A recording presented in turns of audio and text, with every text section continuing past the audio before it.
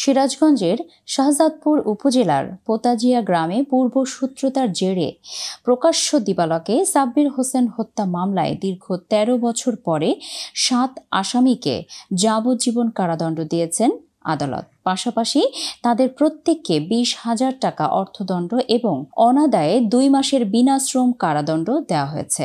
রোববার ২৪শে আগস্ট বেলা ১১টায় সিরাজগঞ্জ অতিরিক্ত জেলা ও দায়রা জজ আদালতের বিচারক কানিজ ফাতেমা আসামিদের উপস্থিতিতে এই রায় ঘোষণা করেন। দণ্ডপ্রাপ্তরা হলেন মোহাম্মদ ওয়াজ আলী, মোহাম্মদ কুন্নু, মোহাম্মদ হামিদ, মোহাম্মদ আরশেদ আলী, মোহাম্মদ আব্দুস সামাদ, মোহাম্মদ ইদ্রিস আলী ও মোহাম্মদ সেলিম রেজা। আসামিদের সকলেরই বাসা শাহজাদপুর উপজেলার পোতাজিয়া গ্রামে। সিরাজগঞ্জ অতিরিক্ত জেলা ও দায়রা জজ আদালতের অতিরিক্ত পাবলিক প্রসিকিউটর মোহাম্মদ গোলাম সরওয়ার খান বলেন, আদালত দীর্ঘ শুনানি শেষে এই হত্যাকাণ্ডে জড়িত ৭ জনকে যাবজ্জীবন কারাদণ্ড দিয়েছেন। এছাড়া আরও ৮ জন আসামিকে বিভিন্ন মেয়াদের সশ্রম কারাদণ্ড দেওয়া হয়েছে। মামলার এজাহারে উল্লেখ করা হয়, বাদী মোহাম্মদ ওসমান গনির সঙ্গে আসামিদের পূর্ব থেকে বিরোধ চলছিল।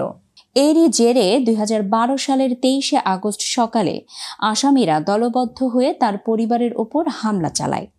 এই সময় ধারালো অস্ত্র ও লাঠিসোঁটা দিয়ে বাদী ও তার স্বজনদের ওপর আঘাত করা হয়।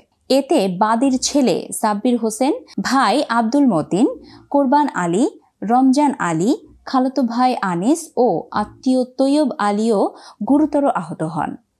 এদের গুরুতর আহত সাব্বিরকে বগুড়া হাসপাতালে নেওয়ার পথে মারা যান।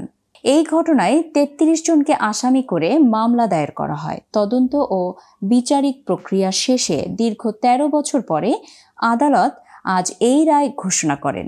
ইসমত আরা ইভা, নিউজ G24 ডেস্ক।